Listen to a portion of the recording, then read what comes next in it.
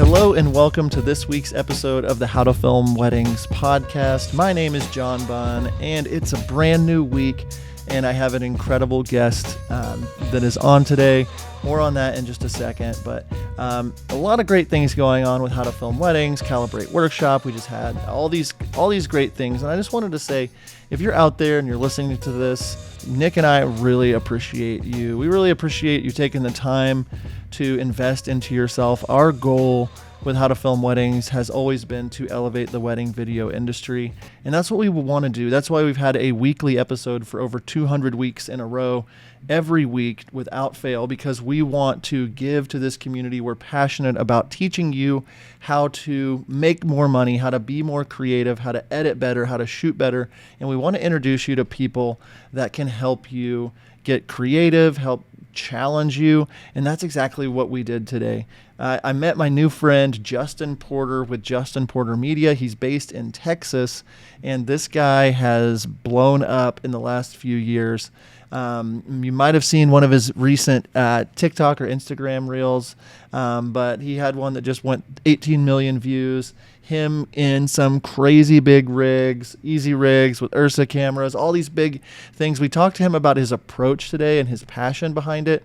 This guy brings so much gear to weddings. This guy is super passionate about why he does what he does. And we always talk to people, and I'm more of a guy that's a minimalist or trying to be more minimal with my gear. And there's nothing wrong with that. There's nothing wrong with bringing a lot of gear, but we just kind of talk through why he does what he does, what his approach is. This guy is bringing 8-9 Pelican cases to weddings, and we just talked to him about that. We talked to him about his TikTok following. He's over 500,000 followers on TikTok, his Instagram following, and how he's using that to show off behind the scenes and to show off who you're going to get when you hire Justin. So without further ado, we're going to jump into this week's episode of the How to Film Weddings podcast with Justin Porter Media. All right, well, welcome Justin Porter to the How to Film Weddings podcast. You have arrived. For those out there that do not know you, why don't you give us a little backstory? Who are you? Where are you based? Tell us all about Justin Porter. So, my name is Justin. Obviously, state that the obvious. I am based in Texas. Love Texas. Just moved out here about 3 years ago. Started filming weddings accidentally, I guess. I think we all kind of stumble across the wedding film realm. But I started filming weddings. One of my wife's best friend eloped in Savannah, Georgia, and didn't even have a photographer. It was like, yo, you got a camera, want to get some clips? I was like, cool, don't know what I'm doing, but let's do it. And ended up liking it. It was the first time. I had no idea what I was doing. I had like a really, really like a $50 Movo microphone at the time. And it was an eyesore. It's like this brick guy attached to him. But it was nice. It was a fun experience. That was, 4.5 years ago, 5 years ago almost. And fast forward to today, it is the only thing I focus on. I love filming weddings. It's definitely the new passion. My new style of wedding filmmaking is the new, that new seed that started growing, Mm-hmm. Yeah, man. And, I think you came across my radar about a year ago. Just kind of been watching you from afar. You have blown up when it comes to your social media, and a lot of that is you're just showing off a ton of your personality. You're showing off a lot of behind the scenes. You don't pack minimally, and we're going to talk about that in a little bit. You definitely, I would assume, are a gearhead. You love gear. I've seen just you rigged out. We'll talk about that. Do I love gear? What makes you say that? Yeah. Yeah, it looks like a mild obsession based on what I'm seeing, but no. I think it's I borderline need therapy. So yeah, and that's okay. A lot of us listening do, and I appreciate the honesty, and that's the first step in healing here. It is. So you get going a few years back. Were you doing a lot of video stuff beforehand? Where'd you get your the knowledge for? Because you're dealing with some pretty high level stuff at this point, it looks like. So is this something you've taught yourself, or what's the backstory there?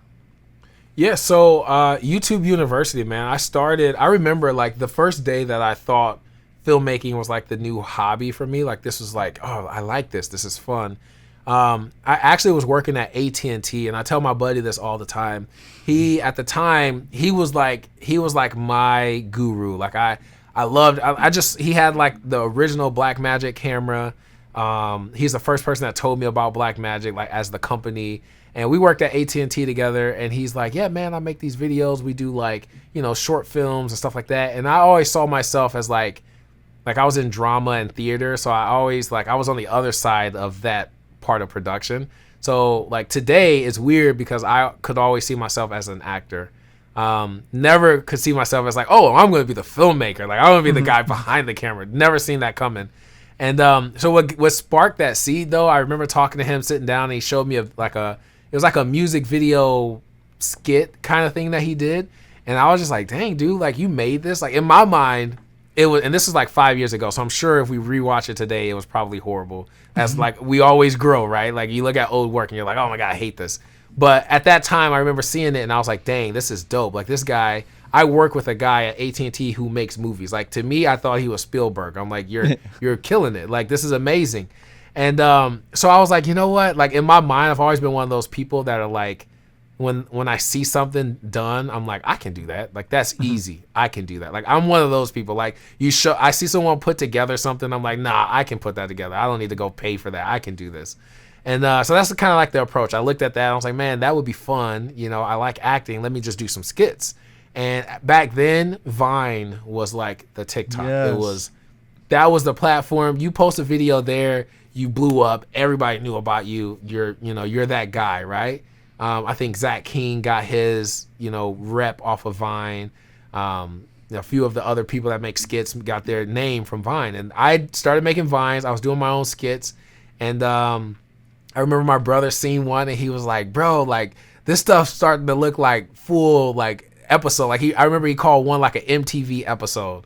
And then I was just like, oh, that's dope. Like, it was like a compliment that I didn't even know was that good. I thought just these 15-second skits were just some funny things. And I started experimenting more with how can I make them better? How can I make them like films? And that's when I like my very first, I call it my first class because I went to YouTube University. So my first professor was Film Riot. And when I hopped on Film Riot's train, like I literally I remember watching videos like on repeat. Like, how you go and you order like pizza or you get your food and you got to go to Netflix and get the show playing before you can start eating.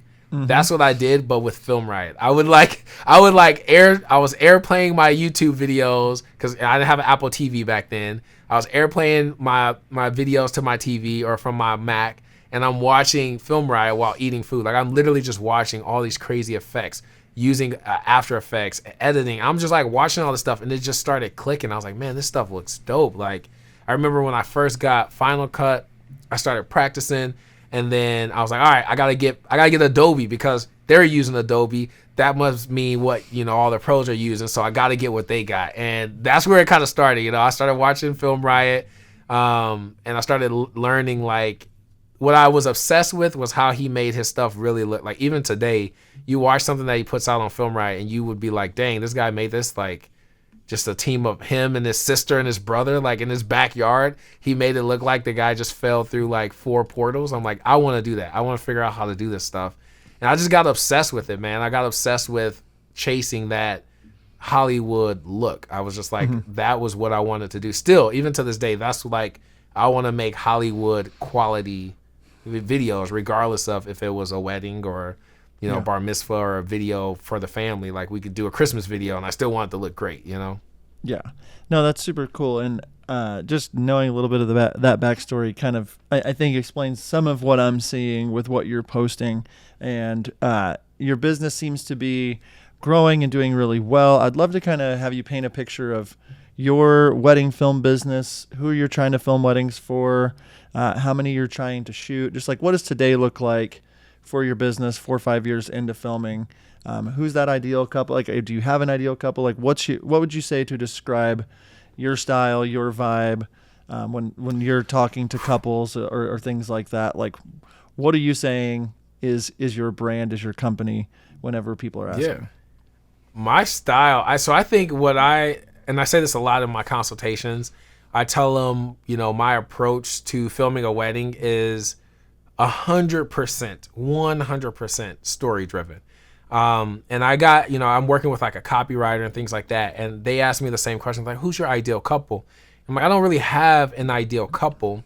And I think because of what I hear as people's ideal couples, like some people are like, oh, we want couples who are maybe young, or we want couples who are getting married, destinations or this or that. And I'm like, nah, like I really just connect to the story. Like when I get to talk to them on our consultations, that's where the ideas for me start flowing. When you tell me like, oh, my mom passed away, or you tell me like, yeah, I was at a really low point and she came into my life and just, made everything click. Like I feel like I'm one of those guys, which I am, and I feel like I shouldn't put this out there. Now everybody in How to Film Weddings is gonna know, but like I'm the guy that would watch a romance novel and tear up right next to my wife.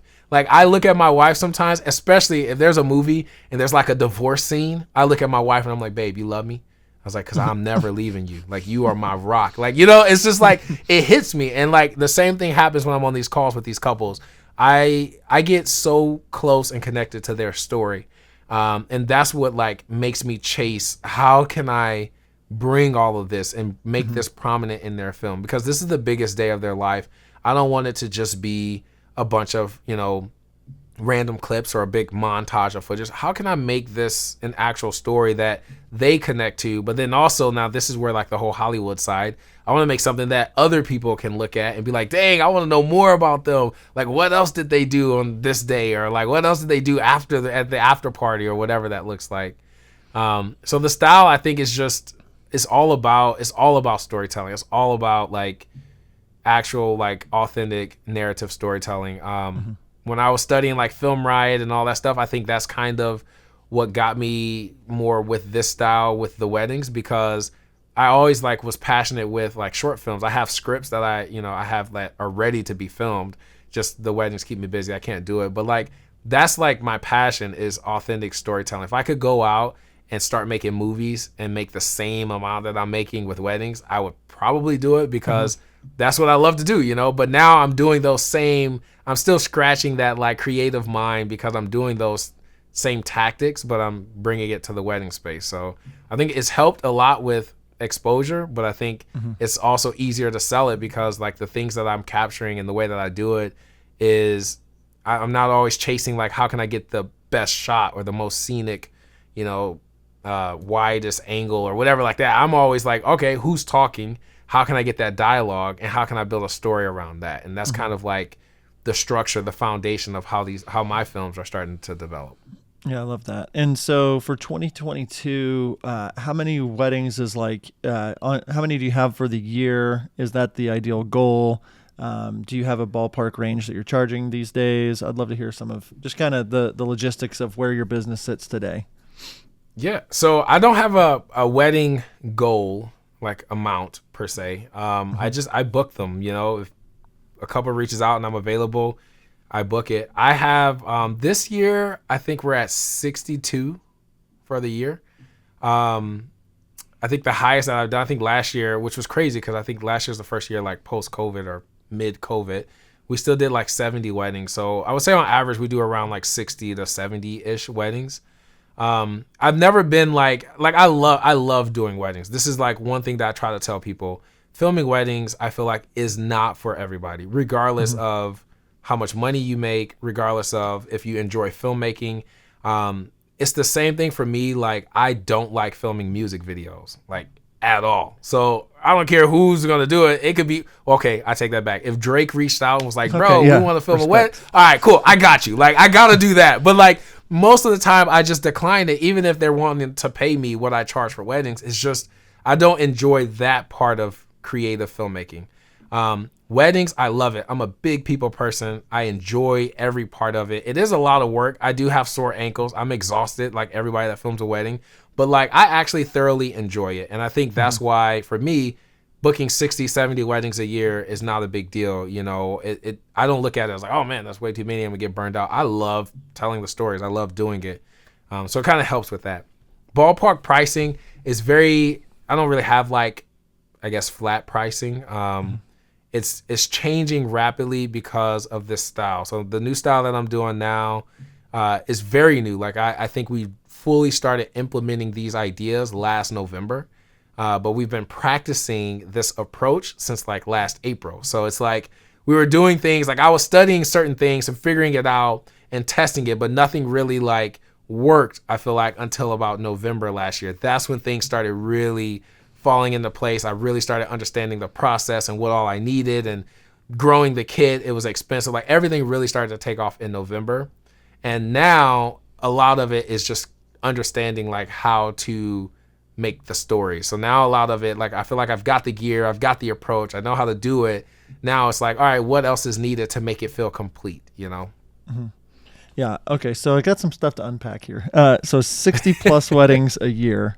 Are you mainly shooting in Texas? And then also, is it just you, or do you have teams that are going out doing multiple in a day? What's that look like? So we have, it's majority of my weddings are in Texas. I think that most recent TikTok got me more bookings outside of Texas, but I say 90% of them are all in like Austin, DFW, Houston area.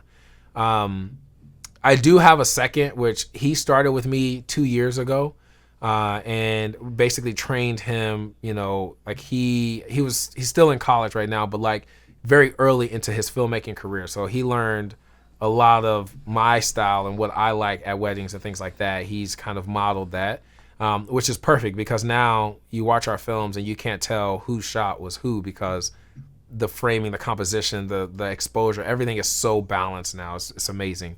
I do have a couple other people that I bring for big projects, big doc weddings. So I do, the most that I've ever had at a wedding was 5 people. We were all strapped up in the easy rigs. I did that Avengers TikTok with that just because it was dope. We all walked through the door with easy rigs and it was like one guy after the next. Is pretty dope. But, you know, that's on a big scale. Almost every wedding now, though, I have 2 filmmakers. It's me and my second. If I feel like, depending on the logistics, if I feel like I would benefit from 3, I usually pay out of pocket for that. I don't advertise or charge 3 filmmakers, so my couples don't pay for it. The goal, like the end goal, if this was like, if I could make this happen today, is to have 4 people every single wedding, every single time. The amount of coverage that I need for getting ready, hair and makeup, we just can't get it done with 2 people. We need that cross coverage for the guys and the girls. And so we're often like sacrificing missing moments here because we got to go film with them and vice versa. And so I'd much rather just have 4 people for the first 6 hours of the day than just have us 2. So like you're like, of the 60 weddings though, you're physically at all of them? Or every single one. Yeah, that's incredible. Every single one. I don't do, I don't double book dates.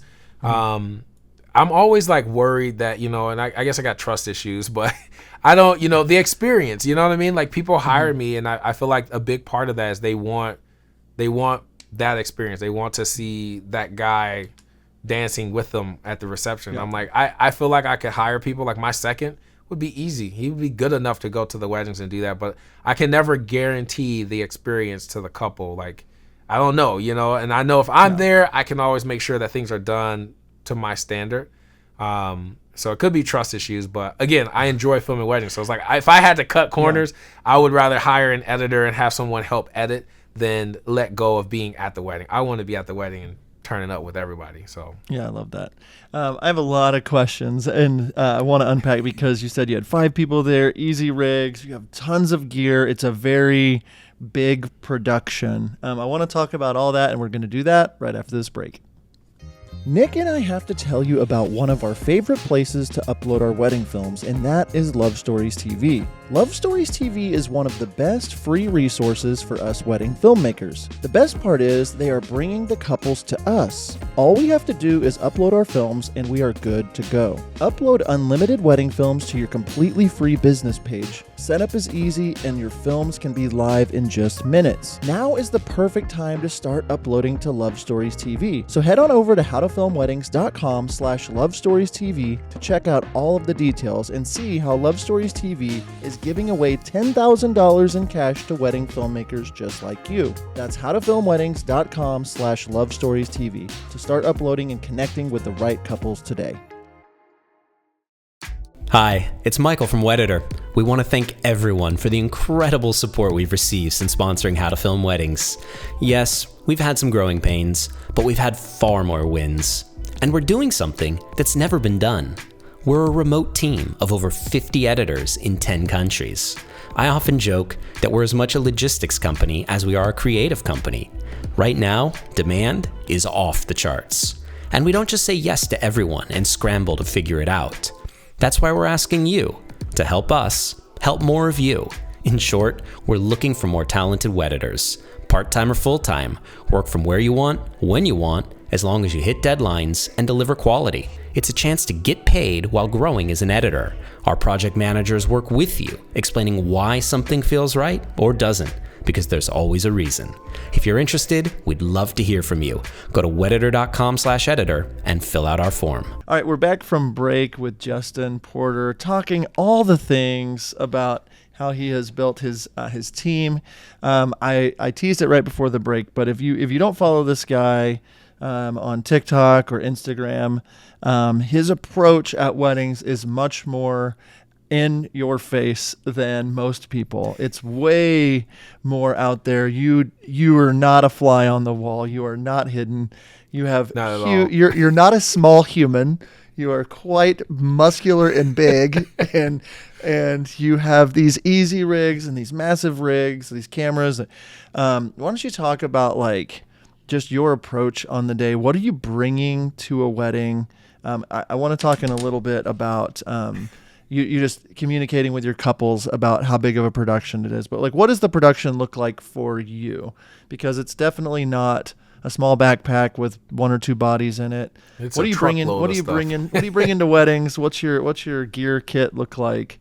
That whole let me thing. get a just take your deep time, breath for this. You All got right. this. So we film. I'm just gonna go through the list. We film the A-Cam, my cameras, the Ursa Mini Pro G2 Blackmagic, Pocket 6K Pro for my second.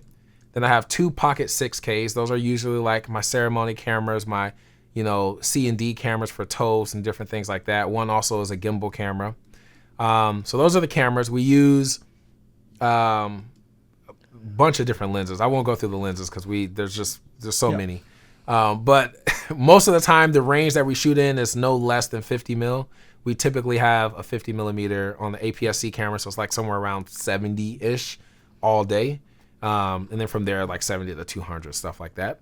And then the Easy Rigs. So myself and my second, we both rock Easy Rigs. I have the Easy Rig Mini Max with the Stabile arm, and he has the regular Mini Max. And that's mainly to carry the rigs. And then all the other gear. So we take 13 Deity BP TRX mics. We mic up 13 people. We use Sennheiser MKE Lav mics, which are amazing quality. Like, to me, I have some Sanken Cost 11Ds, excuse me, but I feel like the Sennheisers, like, for some reason, man, the sound clarity is just, I switched from using more of my Sankens to using all the Sennheisers. They just sound amazing. We use, besides the recorders, of course, for like plugging in for toes, I take 8 Godox, combination of the Godox ML60 bi and the ML30 bi color lights. Those are for the reception lighting. I fully try to control that. I use a few of them in bridal suites if I have to. I always turn off like overhead lights. Even when, hair and makeup artists, they have those ring lights that just blast on the, I get rid of those and I throw these lights up so that's brighter for them, but then it's soft on the skin. I have a kit of 12 Chauvet DJ uplights. Every wedding needs uplights. I don't care if they paid the DJ for them or if they book me. I bring them. If the DJ has them, I let the DJ run them. If the DJ doesn't provide them, I throw mine up. We'll talk about why. I feel like I have to give reasons why I use all this. So I'm just going through the list. I'm going through the list of things that we bring. And then other than that, it's just the camera. Besides the rigs, that's it. That's the bulk of what we take to each wedding. They're all packed into individual cases, but a big thing, and I feel like this is like a controversy with, it's like half the wedding community, I feel like, is like, heck yeah, dude, love it. And then the other half is like, nah, bro, that's overkill. You're doing too much. That's dumb. And I see the comments all the time, and it's like, It is. I tell people all the time, like, I am not disagreeing with you. Like, I agree 100%. It is dumb to have this much gear at a wedding because it's so much. It's so fast. It's so much time to set up sometimes, and it's tedious. But each one of these items that I bring solved an issue that I would rather not have that issue than to not have to worry about bringing this gear. So it's like they're fixing problems that are way bigger than having all these cases and having all the issues with setting up and things like that. Prime example, the way we film, we don't just film, I think the way we used to film was like all in takes, right? We'll do like 10-second clips here, 15 seconds here, 20 seconds here, all slow motion, looked great. That was the old way we filmed. Now we film everything in 30 frames a second, and we're holding these takes for anywhere from 10 to, I think the longest take we've done was like 42 minutes for hair and makeup. And the biggest thing is we're not filming, and I try to explain this, we don't focus on the actions that are being done. We're focusing on, it's all story driven. We're always focused on the dialogue, whoever's talking. If they're having a conversation, we need to hold our camera until that conversation's over. We can't cut in the middle, because then if I go to edit, I don't have a complete conversation. I can't put that together in the film and make it feel complete because we cut it short. So the easy rigs, they solve that problem. Before I was using a monopod, I might be focusing over here, and then someone will come in, and then I have to whip over, unlatch, lift up, lock, unlock, tilt, lock it again, and then I'm ready. All that time, I missed like the first 10 seconds of whatever happened. Where now with the easy rig, if I'm filming over here and something happens over here, I literally can just swivel, boom, lift up, I'm there. I don't have to carry the weight. It still carries the camera weight like a monopod, but I'm more efficient at being able to move and capture things, get low, raise up higher, hold my takes for long, like 20, 30-minute takes. Monopods do a great job at that, but you start to get that really bad like fatigue when you're holding it. You got to reposition, you got to readjust, and you got a couple seconds where the camera looks like it's going through an earthquake. So the easy rig fixed that.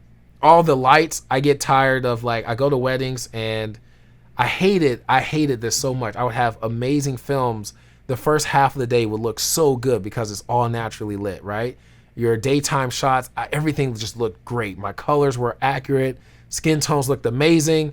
And then as soon as we transition to the reception, boom, everything's orange and just, like, you're like, whoa, wait a minute. Like, it was just an eyesore. And to me, to a couple, I don't think they notice that. I don't think it's like, oh my God, it looked great now, and then this was horrible. They don't see the difference, right? But to me, when I would go in to edit, I could never get my skin tones to look the way that I wanted them to. I could never make my reception skin tones look like my daytime skin tones. And that bothered me. I could never get the quality. It always, when there wasn't uplights and there's not lighting and the things didn't look good, it looked like we were just filming in a black hole.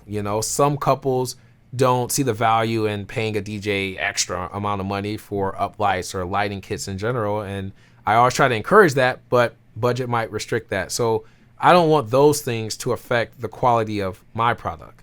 And lighting in filmmaking is literally, lighting and audio, I feel like, is more important than the camera, the lens, anything that you're using. I don't think, I take all these lights so that I can control that space. I can make my receptions look great, regardless if it's in a barn, if it's in $1 million estate. I want the aesthetic of that shot, whether it's toast, grand entrance, first dances, the reception party. I want every single shot to have a consistent, wow, this is amazing, this looks great, all the way through. I want it to match my daytime shots. And so that's why I take all these lights now.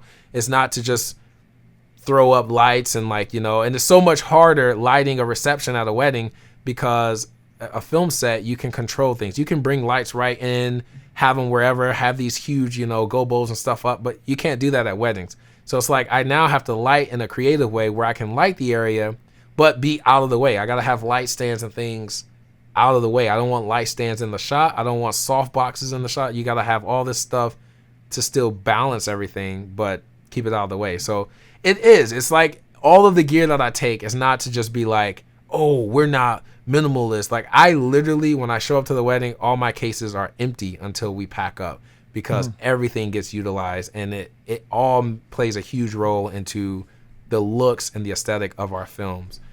Even down to lighting my send-offs. I used to hate that. It got to the point where my receptions looked great, and I was like, all right, cool. I'm happy with this. This looks great. We've got good lighting. We've got uplights. Then I go do my very last clip of the wedding film, and it's noisy and grainy. And I was like, all right, I hate this. How do we fix it? So now we take 4 of those lights that are outside, and we fully light the send-off. So now my send-offs can still have that. They still look like it's nighttime and it's dark, but the quality of the image, there's no noise. There's no noise in my shadows. Everything is very like, it's just chef's kiss. It's just like, yeah. Okay. And so I know a lot of people are out there like, that's too much for me. That's too much. And I've seen too, like, you've got big headsets on, you're running it. You're like, it's a full on production. Like from what I can tell, like you're fully producing, you're holding moments for 30 minutes. You're doing like, so it's just a different approach. And I think it's really cool to see different people's interpretation. We talk about it on the podcast. Is like, that's the difference in filmmakers is your interpretation of what's happening. You're getting to know these couples. You're putting together this dialogue, these stories to create something for couples, not for other wedding filmmakers. You're doing this because this is the kind of couple, the kind of story you're wanting to give to people. And I'd love to talk to you about 2 things, but to start with this big of a production. I mean, you're bringing lots of things. I'm always concerned thinking about other vendors, especially the photographer and the DJ or the band. Obviously if they bring in a band, they're most likely bringing in lights and you don't have to do as much work probably. But how have you, do you communicate with the photographer beforehand? Hey, this is my approach. This is what I do. I'm not your typical wedding video guy that's going to be off to the side because you're literally directing moments. I saw a clip where you were at the ceremony or reception. You were saying couple is gonna cheer, like you would stop the whole reception. I think so. There's so many people messaged me. I was like, bro, I never do that. Like you're crazy. Like you're not supposed to do that. Yeah, like you stopped the whole thing. The couple said like a cheers or whatever, and then you directed the entire reception saying they're gonna cheer. Or they're going to clink their glasses and then everybody's going to cheer and go nuts. So like that, being that hands-on has to rub people sometimes the wrong way. How do you combat against that? Or how do you communicate to the photographer, DJ? Do they like it? What's the story with dealing and working with other vendors with this big of a footprint? Yeah, so it 100% comes down to communication. Like if you don't, even if you just show up with one camera and a lens, you still want to communicate, be verbal with everything that you do, and being able to balance that with the roles and responsibilities of everybody else, right? You brought something up. Even when the DJ brings up lights, I still give them the color choices for these moments. So they may have the gear, which saves me from having to throw up the iPad and get everything synced and doing it. But I still have to let them know, okay, listen, for the toast, we're going to go with a, soft amber or maybe a magenta, or because they all have these colors going, we're going to do a contrasting color like a blue to really make the room pop. And they're like, oh, well, we normally just do this for that. And I have to explain to them, just for the video, this is, color choices we'll do. So it's communication. It's not, I don't just go up into these weddings and I'm like, all right, you work for me now. Like, no. Like, I'm not high rolling and trying to control what they do, what photographers do, where they can go. A big thing of what I do is just explaining my approach to them and finding out what they do. And then I adapt to their process. Like photography, for example, I understand now that most photographers need to be in the middle. Like you don't get a perfect photo off to the side. It's just kind of like one of those things, right? It's like, it's a creative shot, but I think when you get that shot of the bride walking down the aisle, it's the middle shot. Whereas with filmmaking, it's rule of thirds. We focus heavily on framing with the thirds. And so that is an instant win. That's why you hardly ever see photographers in my shots, because they're still getting it, but they're in the ideal location for photo. And I'm always like 30 feet to the right or the left of them, filming off to the frame, the left rule of thirds or the right, because that's filmmaking. That's the art of storytelling, is the, framing on the thirds. And so a lot of this just comes down to talking to them and finding out, like, what do you like to do? Do you usually like standing here during the processional? Do you like doing this for your toes?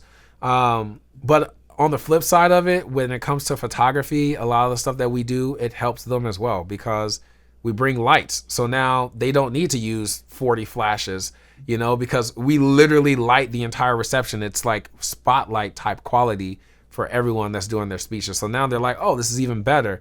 The way we set it up is even better because now you don't have to, we used to do the whole one person stands here, the toaster stands here. And then what ends up happening is the toaster does this. And you get that side eye of the toaster the whole time. And it used to drive me nuts. I'm like, well, how do I fix this? And it's basically making them face the couple without having my cameras and stuff like that in the shots. And so we do things differently now, but it helps the photographer because now they can stay in one spot and always get the face. They can always capture these reactions and get the whole moment the same way we can without the hurdle of they turned to the side or they moved or they switched positions. They're always where we need them to be.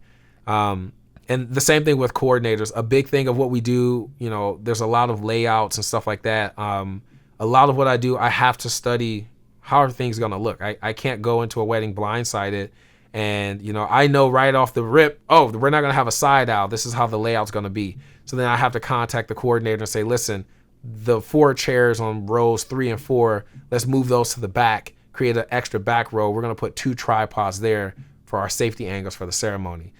That communication before time, instead of in the moment, the day of the wedding where they're already stressed out because things aren't going according to plan. You can't switch up the game plan that fast, that rapidly. So communication for what we do is just literally the only way we can make it happen is I have to, reach out. Sometimes I reach out to DJs about the color choices. Are you working with a couple for colors? Then I get with a couple. All right, these colors work better. Especially for this moment because you don't want it to blend with skin tones, or maybe you want it to be contrasting to the other colors in the room, or blah, blah, blah, blah, Yeah. So communication, man, that's the only way to make it work. Yeah, there's a lot, obviously, that I think goes into it. And I think it now moves to my next question is more on the side of the couple in general. Because some couples, I'll talk to them and it's the groom doesn't care or doesn't want to be there or they don't care about video or whatever. How are you pitching your setup, your style to couples so that before they book you, do they know the footprint that you're going to bring, and then what you're communicating to them during the fact or whatever? But it seems like the couples that are working with you now are hiring you to be almost a character at their wedding. They want it is starting to turn into that. So yeah, I didn't know if it was couples ever hey man, you need to back off a little bit. It's not just a video production. This is our wedding, or just kind of how you're communicating beforehand to couples that you're going to be doing all of this. It's honestly I would probably say it's it's complete opposite of that statement. Oh, we don't want you. This is our wedding. This isn't a video production. We don't impede. There's some moments like the whole toast thing, right? I see that from a creative standpoint. It's the perfect ending to that scene. This is how I film my weddings. I scene build. So everything is a scene. I do my ceremony, toast, everything's a scene. And that's the perfect way to end a scene. And I only do it that way when it just kind of feels right. If not every wedding do I feel all right, let's make this shot happen. But I do bring that up, especially if there's a lot of toast or if there's a lot of guests. The layout, the way things are set up is just the best, aesthetic. Then yeah, I bring that up as a creative standpoint. But that, in my opinion, is why a couple would hire me, because they want that. They want their film to be complete. They want that story, right? They're hiring. I feel like that's why people hire filmmakers and photographers. They're hiring you for your creative mind. I feel like if they didn't, they would just pay anybody. They would just make a post. Whoever reached out, cool, we're going to book you. But they take this time to get to know you, to understand what you do, because they want to hire you for your creative skill. And I don't necessarily pitch all the gear and the approach to my couples, because in my mind, I feel like that's more jargon to them. If I was oh yeah, we bring up lights, we bring this, we bring that, we shoot with Ursas and easy rigs, they're going to look at all that a foreign language. So I just sell them on the experience. And that's a big thing of why people love to hire us. I think it's a big thing with communication. They know up front that I'm a people person. I am this character in my consultation calls. And if you don't want that guy, I say this in my calls. I'm like, listen, I am that guy that you see on TikTok. That's not a bluff. Like, that's not me acting like this because I had BTS. That's me all day.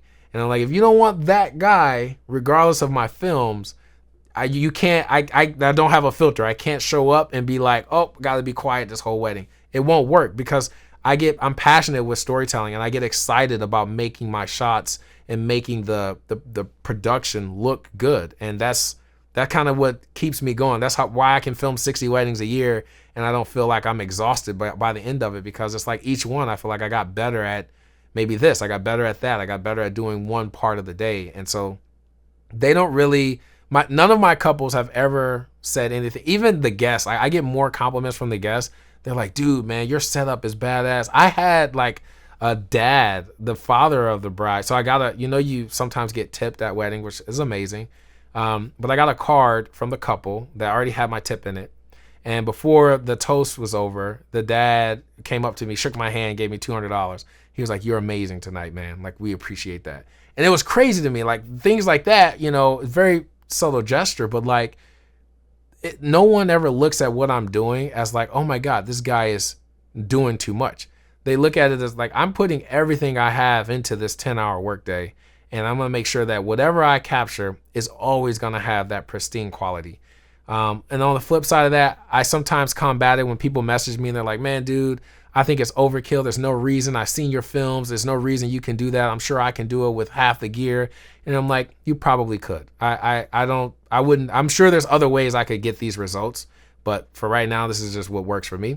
But my answer is that, my couples are hiring me and they're paying all this money for a wedding film. Why not put everything I have into it? Why not make it look like a movie when they get the result?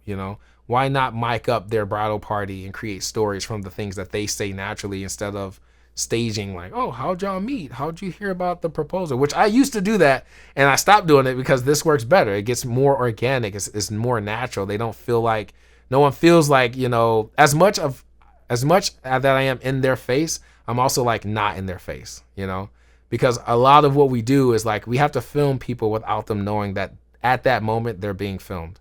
So a lot of the reactions we get, a lot of the conversations we get, we're filming with 70 to 200s from a distance, because if they see us physically in front of them with a 30 mil lens, they're going to stop talking. They're going to react to the camera. This is why our conversations are so much more engaging, because they don't notice, like, you know what I mean? Like, it's like psychology. Like, they know we're there because I'm sure they see the easy rig way out in the distance, but they don't pay attention to it because we're not right in their face. So they can keep talking, keep being themselves without reacting to all that. Yeah, I love that. I could go on for hours unpacking that. I'm gonna leave that there, though. If you have more questions, be sure to message them on that. I wanted to ask you, just with this amount of work that you're putting into each wedding, with the 30-minute takes, with like just all the footage you're getting from the weddings, all of the interaction that you're having, how are you maintaining just a work-life balance with this? Like, how are you doing? If you're editing all these things, if there's hours and hours of footage, and there's 60 plus weddings a year, how are you handling all this? It's a lot. I won't lie. I still work probably a good solid 40 hours a week plus the wedding day. But so I just hired an editor, which I'm super blessed to have him. He's very passionate, eager to learn, loves what we do. And so I just hired him. He'll be starting this Monday, as we'll get through the basics of like our process with editing. But it's very time consuming. I, on average, can get about one wedding every week and a half or so. Usually it takes like 3 to 4 days just going through all the footage, finding the stories and cutting everything, syncing all the audio. It takes time, but like, to me, I think that's like the most enjoyed part for me. Like, as much as I love filming weddings and directing, if I could give that to somebody and just focus on telling the story, I love editing. That's like, when I went to Full Sail for they did like a little weekend extravaganza, I went with the editors, because it's always been something that blew my mind, is that you can take 2 clips and manipulate it and make a story from that and make it feel like, you know, you can take reactions that didn't happen in that moment and put it together. And I just always enjoyed that part of it. It's very time consuming, the work-life balance. I try to give myself time and weekends, you know, but I love doing it. It's just like, to me, I don't feel like I'm working. Let's just say that. I don't feel like I spend 12, 13 hours in here. My wife books appointments for us. Like we do our couples things. We do things with the kids. And now I'm off all July.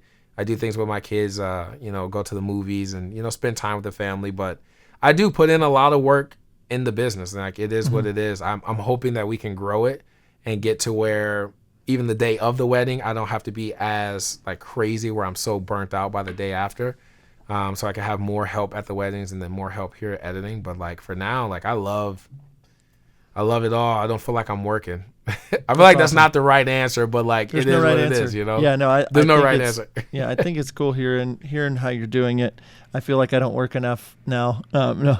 That, like, I'm sure everybody, like, even like when I first started, I never had a goal of how many weddings to film. It just, one year I filmed 12 weddings. The next year I filmed 20, and it just is what it is. But like, I feel like when you enjoy it, like you don't, you know, when you really enjoy it, and there's big fruits to our labor. Like we can film 10 weddings a year and be very comfortable, live very comfortably. And I know filmmakers that do that and are happy with that. And that's great. I have more fun when I'm behind my camera.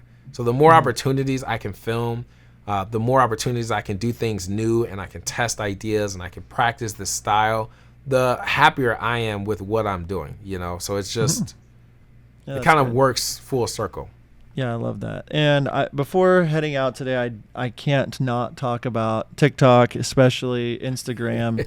I saw a video of yours dancing to a Taylor Swift song, I think so, like a month or so ago, that kind of went nuts with, it was like a picture of a typical wedding video guy, and then it cuts to you doing the Dougie, I think so, or something with your easy rig. I think it's got 18 million views or something now on TikTok, but you have over 500,000 followers on TikTok. You're 11 or 12,000 on Instagram.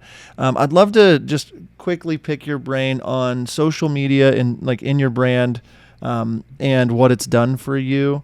Just what your approach is to social media and how it's helped you get more weddings. So like I see a lot of behind the scenes stuff. I know you talked about you have some people film behind the scenes a little bit, but what are you thinking when it comes to how you're able to use the tool of social media? I think the best thing that has helped me with like TikTok, Instagram, all of it, is I don't really make a lot of content. My Instagram is more portfolio based, but like my TikTok and YouTube, things like that is giving my couples a way to see like what it would be like if we were at your wedding. That's good. It's always the experience. My TikTok is filled with videos of my excitement from getting packages, and like it's so funny because I feel like a lot of people think that I'm acting, and I promise you, like I am literally that excited. When I get things, I'm a perfectionist. Like setting up this new editing setup, my YouTube setup, and having consultation stuff at a click of a button, and automated things, like that stuff excites me. Like I'm a big nerd. I was in like Vex Robotics at like 7. And so like I've been doing like creative programming stuff like for a long time, and I'm still just as excited about it, but now it's like filmmaking stuff. It's like, all right, how do I make these two tools work to be able to do this and be able to do that? And social media has given me the platform to show my couples the passion behind what I do. I don't just show up and cash a check in at your wedding. Like I am 100% invested in making sure that I capture the best possible footage that I can at your wedding.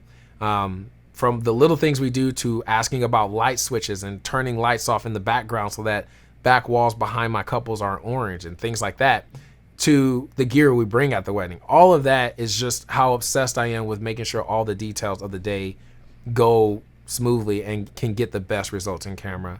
And TikTok, especially TikTok, it's not about Justin Porter Media. It's literally a husband who is a passionate filmmaker. That's like the model on TikTok. That's what people see. Then they're like, wait a minute, he's a wedding filmmaker. Wait a minute, he actually lives in Texas. They kind of find out that stuff after the fact, but we rarely post any of my work on TikTok, we always post like, it's always like me. It's literally me. My wife is the one who grew that page. So mad applause to her, number one supporter.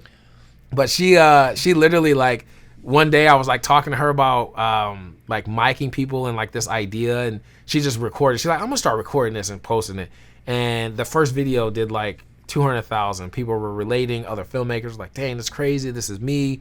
And she was like, I'm gonna just keep doing that. And she just records me in my element and doing what I do. But it gives people the opportunity, and especially couples, to see just more of that, like, who Justin Porter really is. Not just like, oh, this is the company, the guy that we're gonna hire for our wedding.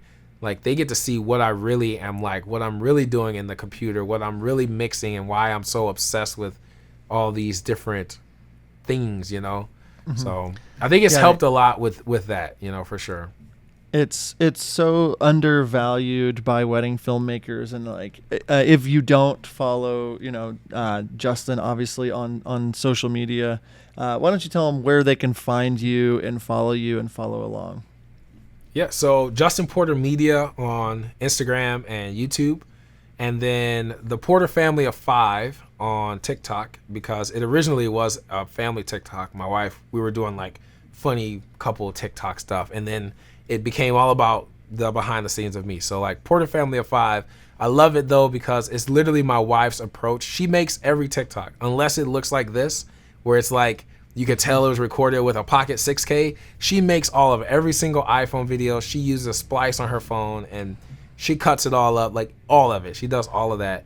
And it's really cool because it's like her perspective of living with a filmmaker. And so, yeah, if y'all follow along, I try to be as responsive as I can. I always, answer my DMs. Anybody that messages me, I get the same question almost daily. What camera should I buy? And I answer each one independently because, it's just how I've always been. I love the community that TikTok has done. Just been able to grow that film community. And I love I love the community that we're growing and being able to be a part of and, connecting with you even, Yeah, I mean, I think that, just watching what you've been doing, it's a completely different approach than I've seen so many people do, and it's so refreshing just to see somebody doing what they're passionate about doing. And we were talking to our mastermind group last night, is like, your social media isn't just to impress other filmmakers. It's not just, you are, and we said, unless you're educating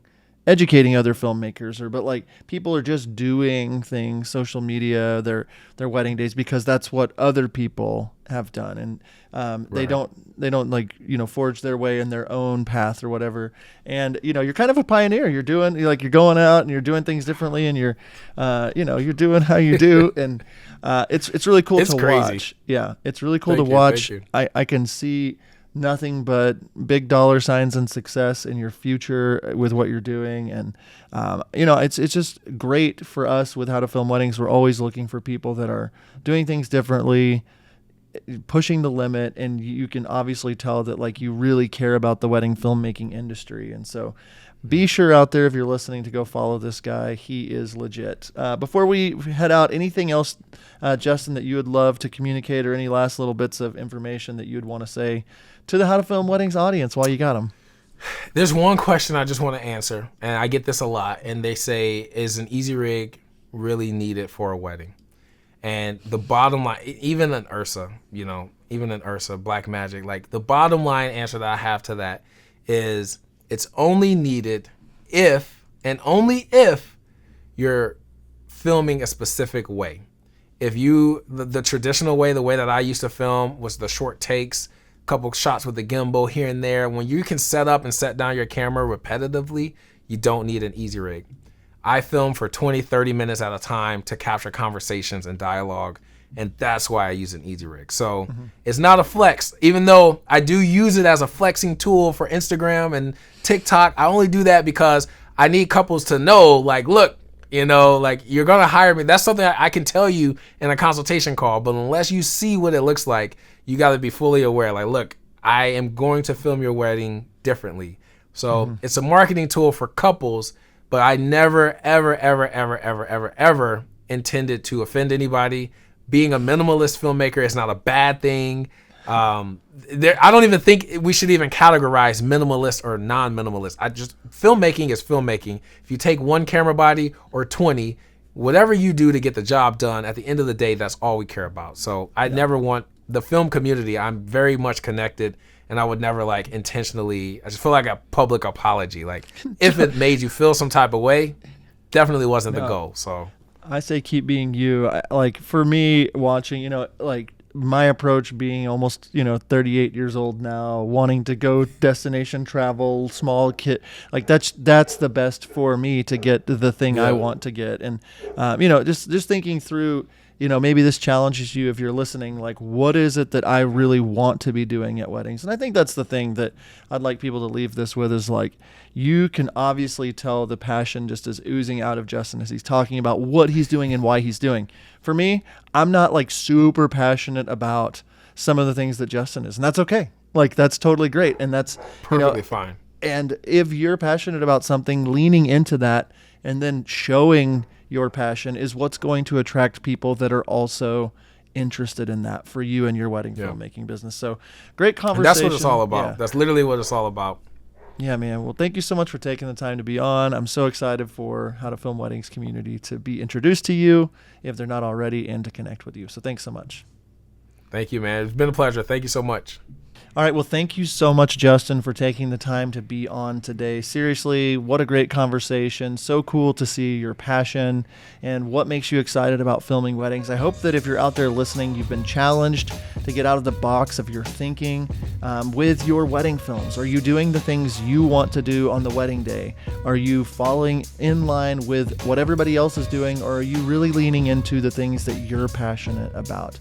Hopefully this episode was super helpful. I know that I'm sitting here challenged by the episode. Again, if you don't follow Justin, go check him out on TikTok or his website.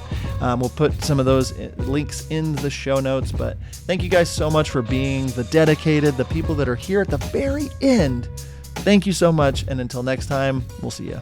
Are you looking for a better way to deliver your wedding films to your couples? Look no further. Our friends over at WedFlow provide the most flexible video delivery solution on the market. WedFlow is pay-per-project with no large upfront cost or commitment, and you can cancel anytime. Not only that, WedFlow offers a premium viewing experience for your couples, accessible on mobile, tablet, desktop, as well as their very own suite of TV apps. Each project comes with 10 years hosting and an experience for your clients that will blow them away. Stop delivering your films the old-fashioned way and give your couples something to rave about.